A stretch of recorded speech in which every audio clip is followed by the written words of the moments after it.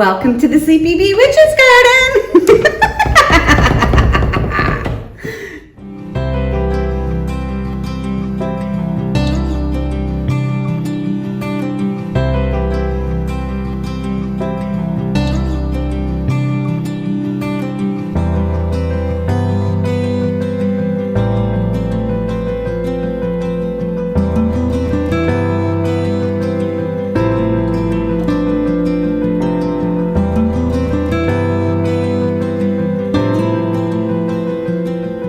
Good evening. I'm going to read for you Hardly Haunted by Jessie Sima. This is a wonderful story about a possibly haunted house. As you may or may not know, many homes here in New England may or may not be haunted. I happen to love haunted houses, and I hope through this story you will love them too.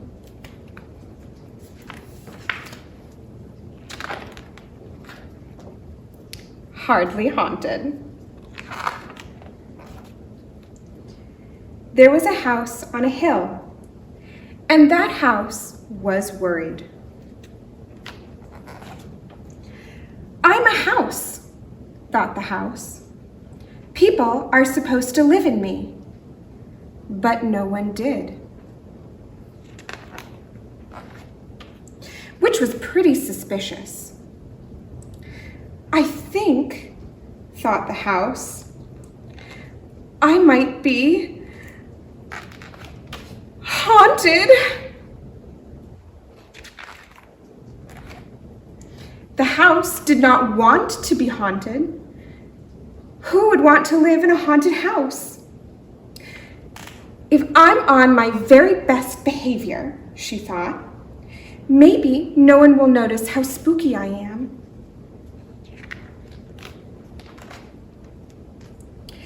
There's no hiding that I'm dusty and I'm full of cobwebs.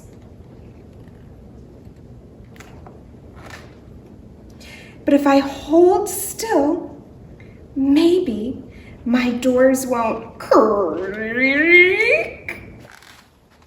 And if I keep quiet, maybe my stairs won't squeak. And if I stay calm, maybe my pipes won't rattle, rattle, rattle.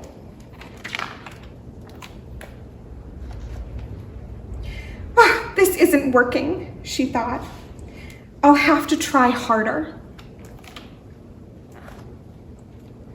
The house held her breath. She kept very still and very quiet and very calm.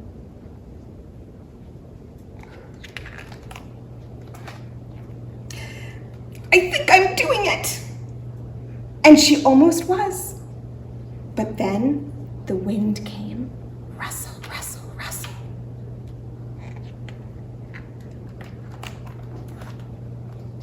It started with a scratch, scratch, scratch.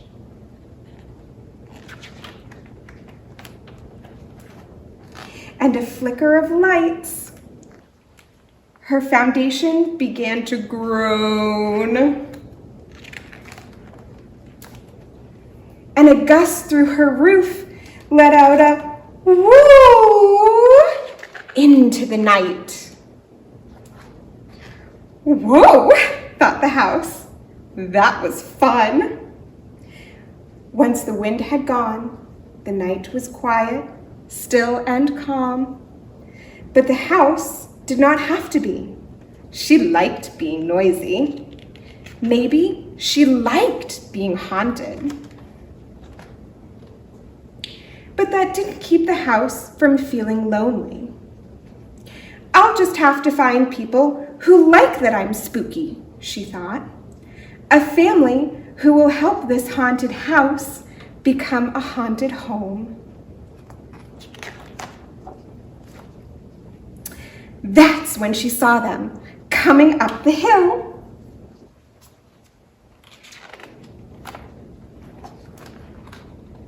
They came inside. They made themselves at home. And that house on that hill was happy, haunted, squeak, rattle, rattle, rattle. The end. Hardly haunted.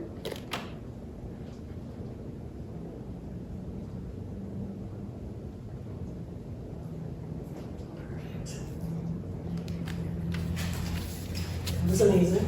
I know. Very. So good. Oh. The sound effects were killing me. I just wanted to, I'm like, ready to choke a laugh. So cute. You guys were so nice and quiet. No, don't do nothing. I don't know why.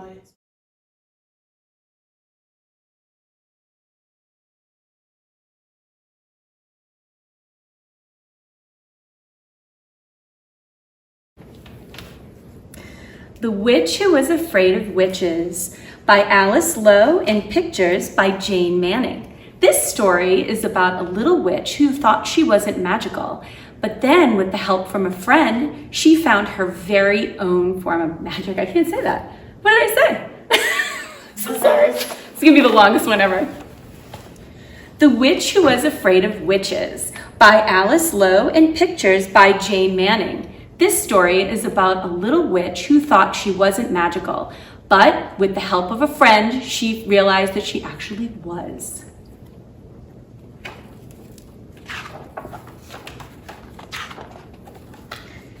Chapter 1, The Witch Sisters. Wendy was the youngest witch in her family. She had the weakest witch power, and she was afraid of witches, older, bossy, mean witches like her two sisters.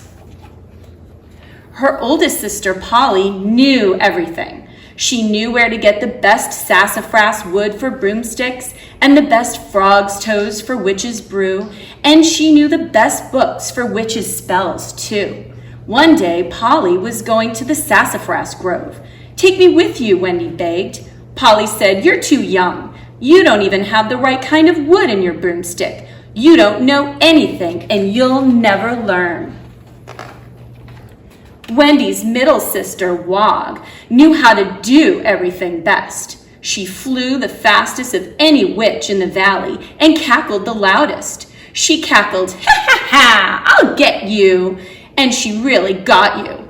She used her most frightening voice to make her spells work the best. "Teach me how to say spells in that frightening voice," Wendy begged. But Wog said, "Your voice is too weak. You don't even know how to cackle." Wendy didn't even try to learn spells. They wouldn't work because she didn't have a frightening voice. At night, Wendy's sisters had parties. Wendy sat at the top of the stairs, listening to the cackles of witches' laughter. She wished she could join in. Sometimes Polly saw her and shouted, "Spying again? Off with you! It's past your bedtime." And Wendy crept into her cold bed, hugging her broomstick. She was afraid of the dark, afraid of witches. Sometimes she tried to make up a spell to put on her sisters, but she needed them to tell her the right words. "At least I have you," Wendy said to her broomstick. "You give me a little witch power." Then, the day before Halloween, Wendy lost her broomstick. Neither of her sisters would give her another. "Serves you right," they said. Wendy felt lost without it, and now she had no witch power at all. Chapter 2, A Ghost on the Doorstep. On Halloween night, Wendy's sister said, "We are going to the city where there are more people to scare." "Take me with you," Wendy said, "please." "How can you come with us when you don't have a broomstick?" Polly asked.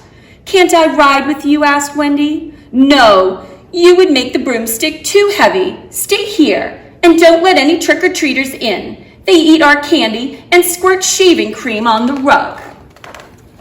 Wendy wasn't afraid of trick-or-treaters. She was much more afraid of witches. "Turn off the light, lock the door, and put out the fire," Polly said. "It will look like nobody's home." Wendy did as Polly said. She sat in the dark, shivering. She wished she had her broomstick for company. There was a knock on the door. "Trick or treat," shouted a voice. Wendy called, "There's nobody home." "You're home," said a ghost on the doorstep. "Well, I'm nobody," Wendy said. "Is that what you are for Halloween?" asked the ghost.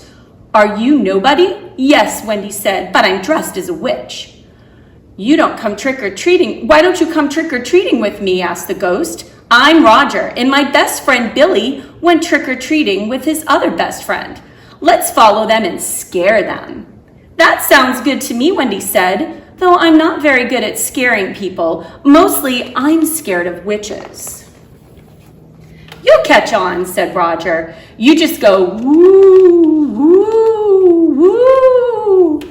"That's how ghosts go," Wendy said. "Witches cackle like this. Ha ha ha! I'll get you."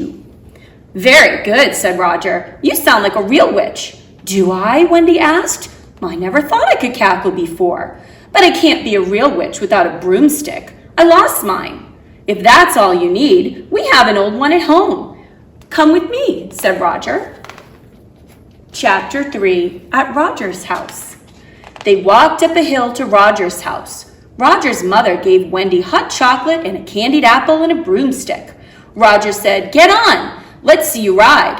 "I'm not any good at riding broomsticks," Wendy said, afraid to try. "I have no witch power." "Take the broomstick anyway," he said. Wendy took the broomstick, but she didn't sit on it. This old kitchen broomstick wouldn't give her any witch power. "Go on, sit on it," said Roger. "It's fun." "Okay," Wendy said. After all, Roger didn't expect her to do anything but pretend and have fun. She sat on the broomstick and said, "Ha ha ha, I'll get you." And then she gave a little jump. She took off so fast she hit the ceiling. "It must be a magic broomstick," said Roger. "Hey, let me give it a try." Roger got on and said, "Ha ha ha, I'll get you."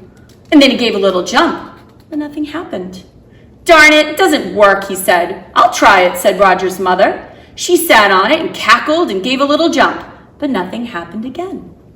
"I'll try it again," Wendy said. Again, she took off easily. She zoomed around and around before she landed. "I guess I do have a little witch power," she said. "I never thought so before, but I still don't know any spells." "Then make one up," said Roger. "You're magic." That made a really good spell pop into Wendy's head. She said it in a frightening voice. "Frogs and lizards, toads and newts, buttons, raincoats, hiking boots. Turn this ghost into a witch. Presto, change-o, make a switch." Roger's robes turned black. "Great," he said. "I wanted to be a witch, but we didn't have any black sheets.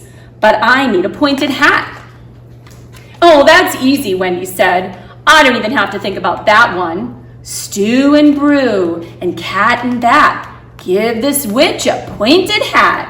"Great," said Roger. "Now let's fly." "Be careful," said the new witch's mother. "Don't fly too fast." "We won't," they said, as Wendy steered the broomstick out the window. First, they swooped over trees and made the leaves fall off.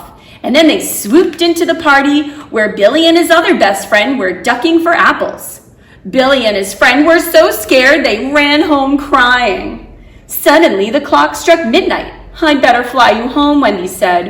"I want to come home with you and keep on being a witch," said Roger. "You are a real witch, aren't you?" "Yes, I'm a real witch, with my own witch power," Wendy said. "I just found that out, and you helped.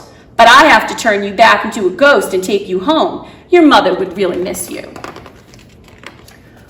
Broiled figs and toasted toast turned this witch back to a ghost. "Wow," Roger said. "Thanks. And you can keep the broomstick." "Thanks a lot," said Wendy. "See you next Halloween." Wendy flew home and went to sleep without worrying about witches. She wasn't afraid of witches anymore. Chapter 4, 2 Strong Spells. Wendy woke up. It was still dark outside and her sisters weren't home yet. "It's far too late for them to be out," she said. "They may be older, but they have no sense. I'll have to teach them a thing or two." She took her time making up 2 spells. They weren't as fancy as the spells her sister Polly found in books, but Wendy knew that they had special power because they were her own. Snakes and cakes and pumpkin pie, oldest sister, you can't fly. Salt and pepper, bouncing ball, middle sister, you will fall. Oh dear, Wendy said, I forgot to say the spells in a really frightening voice. I hope they work. An hour later, her sisters came limping home. Wendy's spells had worked. The strangest thing happened, Polly said. All of a sudden, I couldn't take off. My broomstick was too heavy. I took off, Wog said, but the wind blew my broomstick away. My broomstick blew away too, Polly said. We had to walk. Ow, my feet hurt. Wog said, I feel funny all over, as if I lost my witch power. Now I know how you feel without your broomstick. That's over now, Wendy said. I found a pretty good broomstick. That's just an old kitchen broomstick, Polly said. Well, works for me, Wendy said. And it couldn't possibly, said Polly. Polly got on, but she couldn't take off. I knew it was no good, she said. Wog got on, but she couldn't take off either. Then Wendy got on. She said, ha ha ha, I'll get you, in her own voice. And then she gave a little jump. Wendy zoomed out the window and back in. She'd flown faster than her sisters ever had. How can it be, Polly asked. I thought I knew everything. That broomstick isn't even made of sassafras. How can it be, Wog asked. I thought I knew how to do everything best. Wendy didn't even use a frightening voice. Wendy felt sorry for her sisters. You're probably tired, she said. Get a good sleep, and tomorrow you'll be able to fly. In bed, Wendy made up 2 spells to take the spells off her sisters. Oldest sister, you can fly, and all you have to do is try. Middle sister, flying's fun. The spell I made is now undone. Chapter 5, 3 Witches. The next day they went to the sassafras grove to cut 2 sticks for brooms. This one is best, Polly said. Now I'll be able to fly again. And she did. Wog found another stick. She sat on it and said, mumble, mumble, tumble, tumble, in a frightening voice. Now I'll be able to fly again. And she did. Wendy took off too, on her old kitchen broomstick. Wendy never told them about her spells. It was enough to know that her older sister thought that she was everything. She knew everything, but didn't. And her middle sister thought she knew how to do everything best, but didn't. And she never told them that she had found her own special witch power. She didn't have to. They knew she was different, and they treated her differently, just like one of them. The Witch Who Was Afraid of Witches.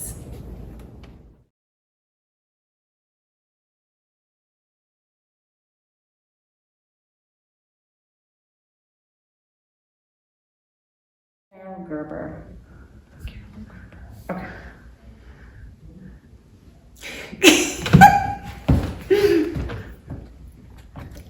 Oh, hi everyone. We're going to read The 10 Busy Brooms by Gerber. All right.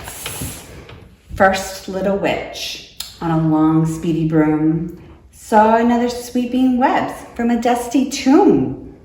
Come fly with me, she called. I got lots of room.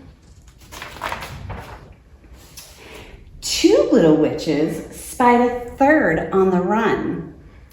Chasing behind was a scrawny skeleton. Jump on now, they shouted. He's a sneaky one. 3 little witches zipped through the night, saw a ghost haunt a witch as she jumped in fright. Come with us, they howled, and grab on tight. 4 little witches heard a 5th cry. Oh, that big greedy goblin wants my apple brew. Hop on quick, called the witches, and bring your pot too. 5 little witches slurping supper in the sky saw a mummy snatch another witch's pumpkin pie. Ride with us, they yelled. It's safer way up high. 6 little witches watched a werewolf prowl. He leaped towards the 7th and let out a howl. "Pick me up," she begged. "His breath is really foul." 7 little witches, bopping past a bog, saw a sneaky snake slither near a witch and her frog. "Rise and shine," they called. "We'll lift you off that log." 8 little witches saw a big scary bat swoop towards a witch and her tiny white cat. "Raise your broom," they screeched. "We'll lift you with that." 9 little witches felt the broom dropping low. First it wibbled, then it wobbled, and then it fell. Oh no! Near a witch eating candy who said, "Hello." "You look so real," she cried. "Your costumes are sweet." "We are real," they replied as they scrambled to their feet. Then 10 little witches took off down the street, giggling together and shouting, "Trick or treat!" Enjoy your broom bride, goblins! Happy Halloween!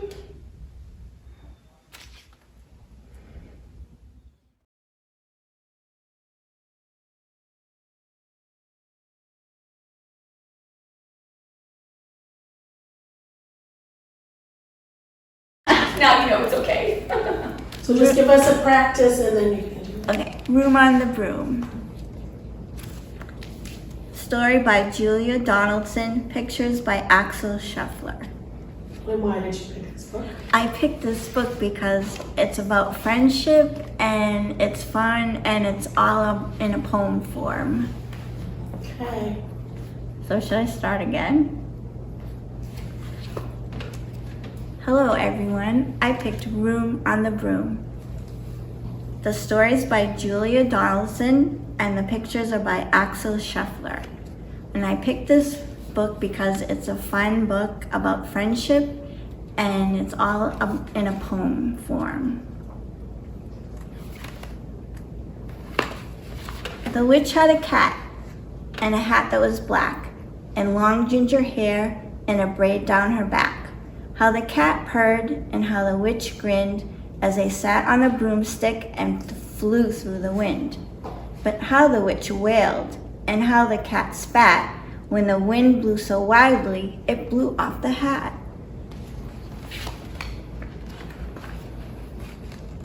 "Down!" cried the witch, and they flew on the ground. They searched for the hat, but no hat could be found. Then out of the bushes, on thundering paws, there bounded a dog with the hat in his paws. He dropped it politely, then eagerly said, as the witch pulled the hat firmly down on her head, "I am a dog, as keen as can be. Is there room on the broom for a dog like me?" "Yes," cried the witch, and the dog clambered on. The witch tapped the broomstick, and whoosh, they were gone. Over the fields and the forest they flew. The dog wagged his tail, and the stormy wind blew. The witch laughed out loud and held onto her hat, but away blew the bow from her braid just like that.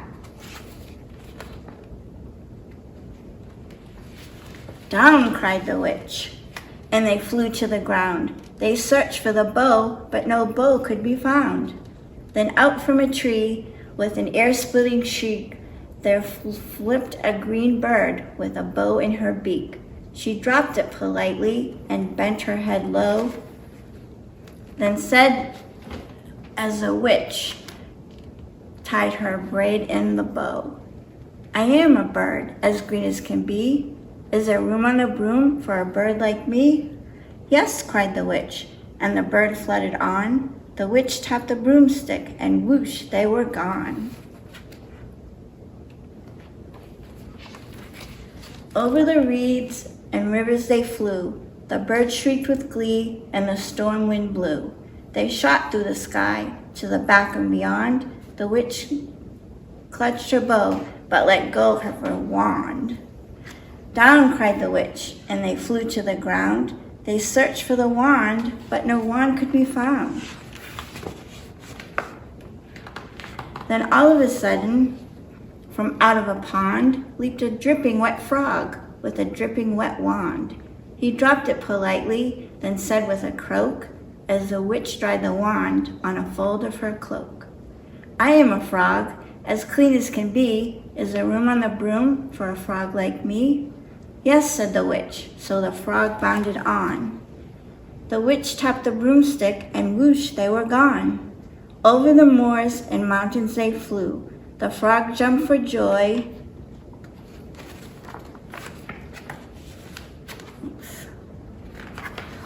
The broom snapped in two. Down fell the cat and the dog and the frog. Down they went tumbling into a bog.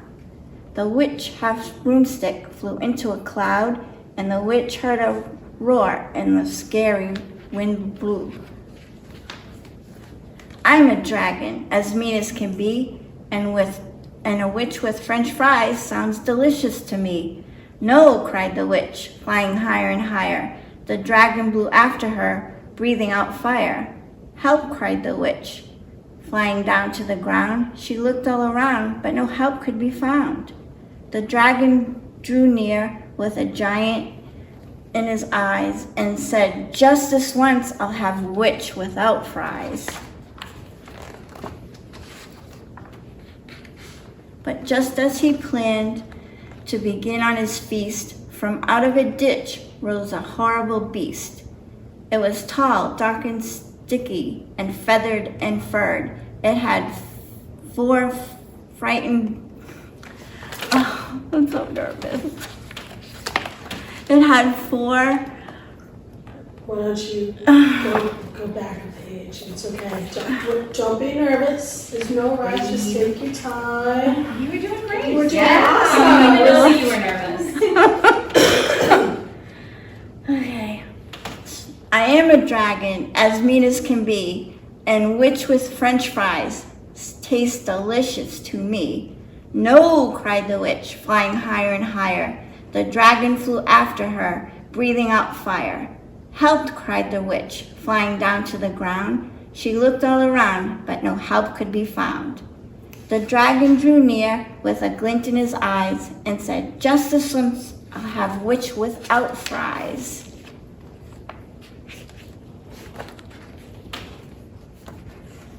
But just as he planned to begin on his feast, from out of a ditch rose a horrible beast. It was tall, dark, and sticky, and feathered and furred. It had four frightened heads. It had wings like a bird. And its terrible voice, when it started to speak, was a jowl and a growl, and a croak and a shriek. It dripped and it squelched as it strode from the ditch, and it said to the dragon, buzz off, that's my witch. The dragon drew back and he started to shake. I'm sorry, he sputtered. I made a mistake. It's nice to have met you, but now I must fly. And he spread out his wings and was off through the sky. Then down flew the bird, and down jumped the frog. Down climbed the cat, and phew, said the dog. And thank you, oh thank you, the grateful witch cried. Without you, I'd be on the dragon's inside.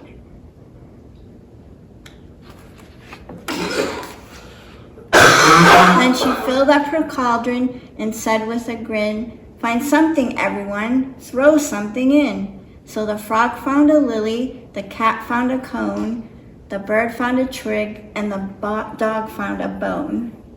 They threw them all in, and the witch stirred them well, and while she was stirring, she muttered a spell. Iggity, ziggity, zaggity, zoom. Then out rose a truly magnificent broom with seats for the witch and the cat and the dog, a nest for the bird and a pool for the frog. Yes, cried the witch, and they all clambered on. The witch tapped the broomstick, and whoosh, they were gone. The end.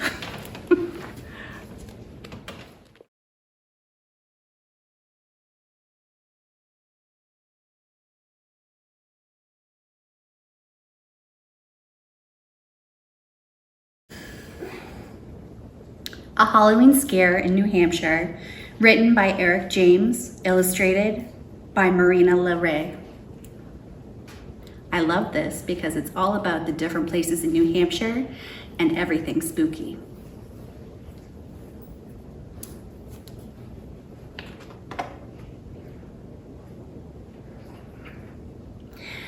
Prepare, if you dare, for a night full of thrills. The time that New Hampshire gave everyone chills. A tale filled with sights that are best left unseen.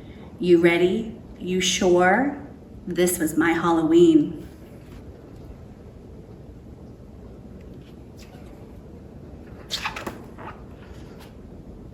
The werewolves howled loudly. The moon shone so bright. I stayed in my bedroom, the curtains shut tight. My heart started pounding, my knees felt so weak, but being a brave kid, I had to peek.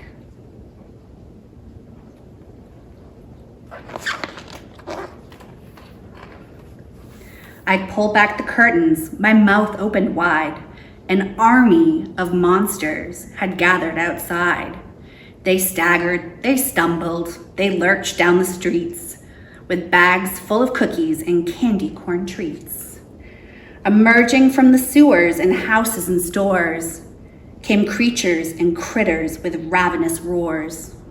Then more came along from all over the state. They filled up the streets at a dizzying rate.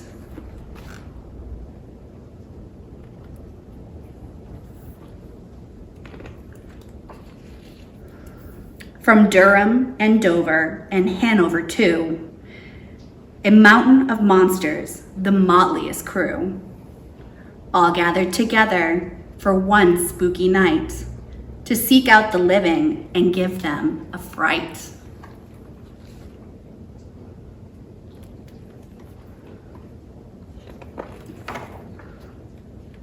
The thunder clapped loudly with terrible booms. The witches dodged lightning and clung to their brooms. The two-headed doggies tried chasing their tails, and banshees let loose with their hideous wails. The vampires hung out on the streets in their gangs and grinned just to show off their pearly white fangs.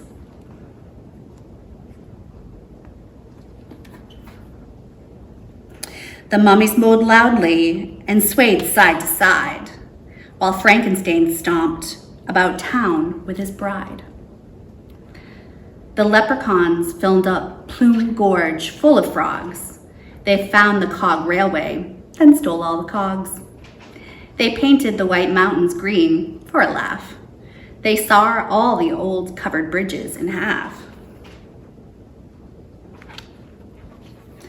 And up on the mountains were huge granite faces that peered from the rock face in several places. They sang rousing ballads about their dear friend, the old man who'd been there for centuries on end. The creepies were crawly, the crazies were crazed. The Manchester zombies had eyes that were glazed. The ogres from North Conway were ugly as sin, with big bulging noses and warts on their chin. The ghouls danced around, but were lacking in soul. The gargoyles could rock, and the headless could roll. Although the whole spectacle seemed to spell doom, I foolishly thought I'd be safe in my room.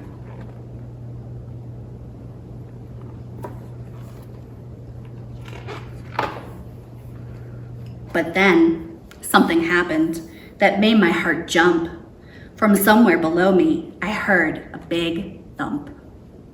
I froze for a moment, as quiet as a mouse. Yes, I could hear noises from inside the house.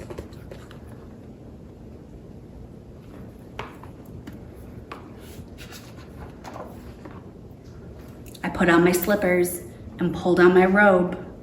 shook like a leaf, and I don't think it showed.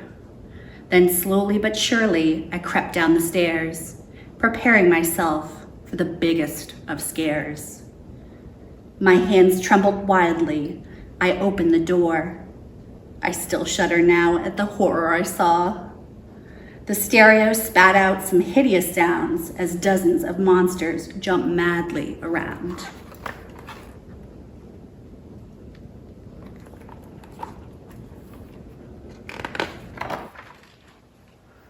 The sight was horrific. It made my skin crawl.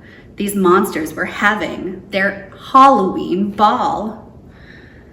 And right in the middle, one monster loomed tall, the hairiest, the scariest monster of all.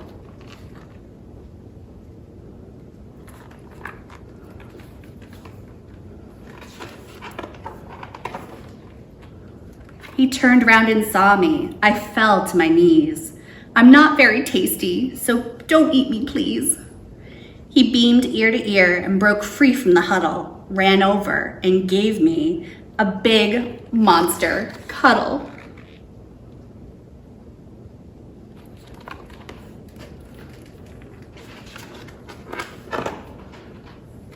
At last, we have found you, he said with a smile. From Pittsburgh to Portsmouth, we've looked for a while. We came here to give you your wonderful prize. He held up a trophy in front of my eyes. A prize? And for me? I replied with a grin. But what did I enter? And how did I win? You've won the first prize for the costume you're wearing. It even scares me, and I'm tip-top at scaring.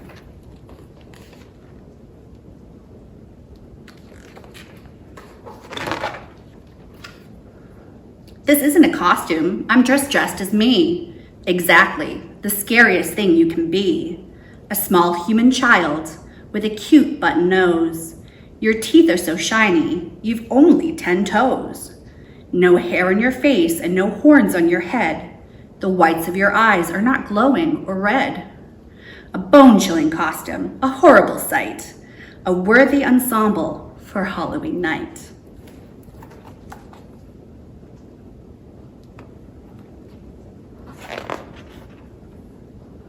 We partied together until the moon set, a Halloween night that I'll never forget. And next year I won't want to hide in my bed. The monsters won't scare me.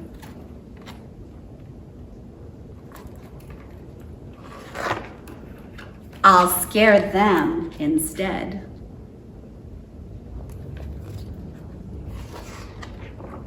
The end. A Halloween scare in New Hampshire.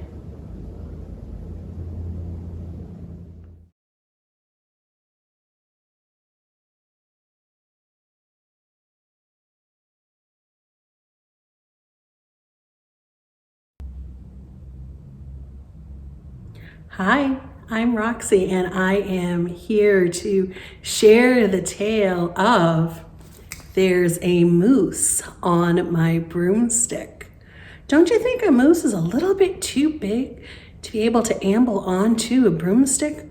Well, we're going to find out about that moose's adventures. So we are reading this wonderful book by Michael McCurtain again. Read along with me. There's a moose on my broomstick.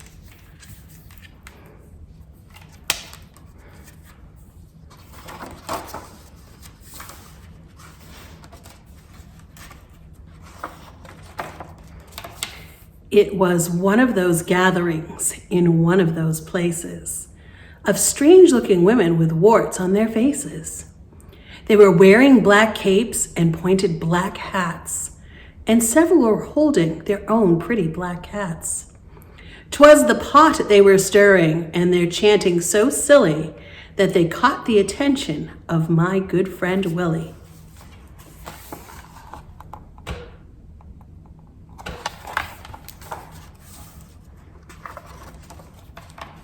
For he'd stumbled that day into the great north wood, upon a witch's coven, surely up to no good.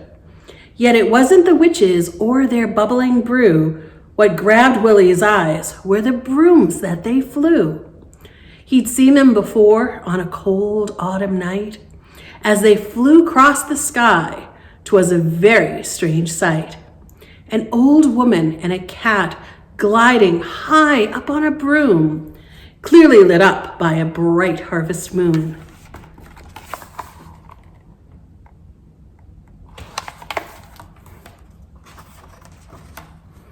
And Willie would watch and remember the night when Santa himself set Willie in flight. Over the country on that night he did soar.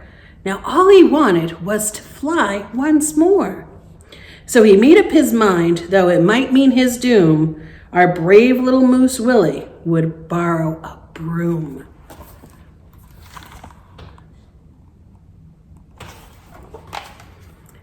He watched and he studied as he returned each night, and he made his plans in spite of his fright. He must be careful, quiet, and quick on the night he'd borrow Mafelda's broomstick.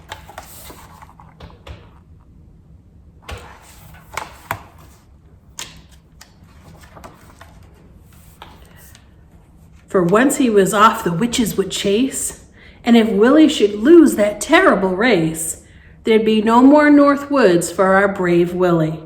No, he'd be put in the pot where they'd boil him silly. Yes, Willie was certain he knew what they'd do. If they caught Willie, they'd soon eat moose stew. At the end of October, on a crisp autumn eve, ever so quietly, our hero did weave a path through the North Woods where he had a date with a great new adventure that might seal his fate. The witches were busy stirring their terrible brew. They never heard Willie as they boiled that stew.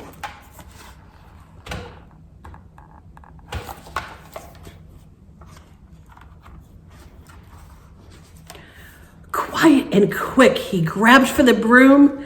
Into the night he flew with a zoom.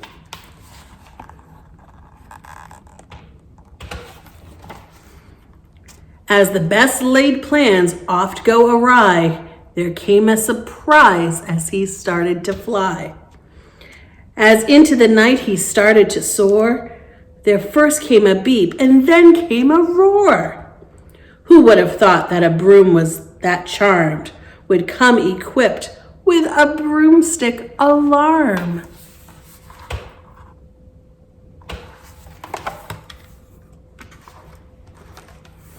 Our moose, who planned to be a cool flying dude, was now a terrified moose, being chased by a brood of witches so angry they'd give a lion a fright. All Willie could do was to race into the night.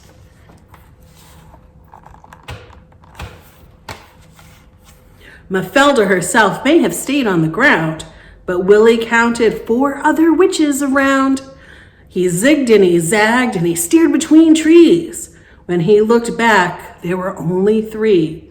He lost 2 more over the great North Woods Lake as he flew very low and then gave a left fake.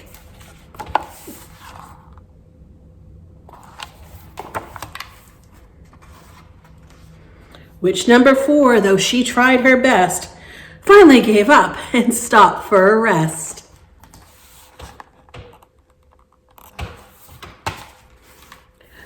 Free from this posse, Willie started to soar, as over the Northland he took a grand tour, over the mountain and valley, up hillside and down, over the lakes and the rivers, and over the towns.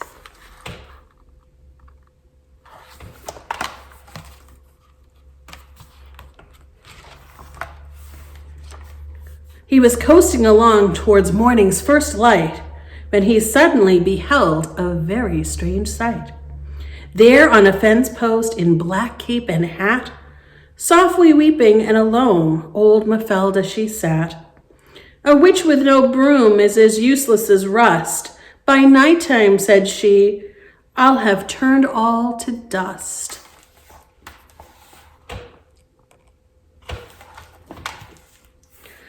Now, our moose may be silly, but he's never unkind, and he did his best to keep that thought in mind. I was just having fun, and I'm sorry you're sad." Then he gave her her broom to make the witch glad.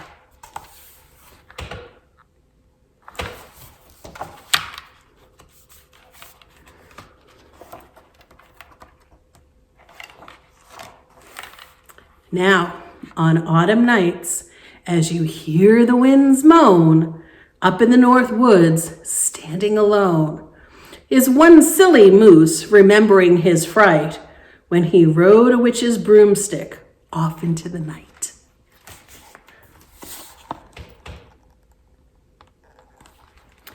So that was There's a Moose on My Broomstick by Michael McCurtain.